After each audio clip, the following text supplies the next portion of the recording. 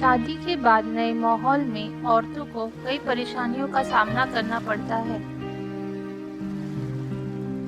नए रिश्ते, नई जिम्मेदारियां और उनका दबाव सभी को समझने में वक्त लगता है। घर के साथ साथ अपनी पहचान को कायम रखने के लिए भी वह रोज बहुत मेहनत करती है। कभी कभी ऐसे वक्त में जिस सहारे की ही उसे सबसे ज़्यादा ज़रूरत होती है, वह सहारा ही उसे नहीं। सभी चीज़ें संभालते संभालते वह अक्सर अपने आप को ही कहीं खो देती है। खुद को अकेला, निराश, चिड़चिड़ा और उदास पाती है। जिन चीज़ों को हम अक्सर मामूली समझकर ही नज़रअंदाज कर देते हैं, वही चीज़ें हमारे मन पर गहरा प्रभाव कर जाती है। इन्हीं भावनाओं के दलदल से निकलने के लिए हमें कभी कभी प्रोफेशनल हेल्प की भी ज़रूरत पड़ सकती है।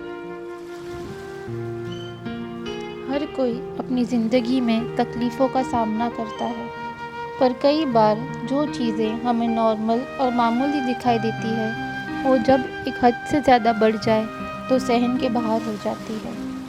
औरतें अपनी तकलीफ़ों, अपनी इच्छाएं और अपने आप को नज़रअंदाज करती है और बाकी सबको खुश रखने की कोशिश करती रहती है।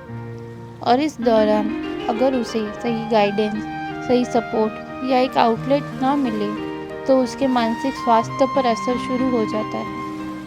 हर इंसान अपने रिश्तों से जुड़ा हुआ होता है। कभी रिश्तों में तकलीफ होने की वजह से इंसान के मानसिक स्वास्थ्य पर असर हो जाता है और कभी इंसान के मानसिक स्वास्थ्य की वजह से उसके रिश्तों पर असर पड़ना शुरू हो जाता है। हम सारी दुनिया को तो नहीं बदल सकते, पर खुद के विचार, उम्मीदें, भावनाओं को समझकर खुद के लिए एक बेहतर ज़िंदगी ज़रूर बना सकते हैं। दूसरे तो हम पे रिस्ट्रिक्शंस लगाते हैं, लेकिन कई बार हम खुद ही अपने आप के लिए रूल्स बना देते हैं। इन कंडीशंस को समझने में काउंसलिंग की मदद ली जा सकती है और खुद पर काम करना आसान हो जाता है।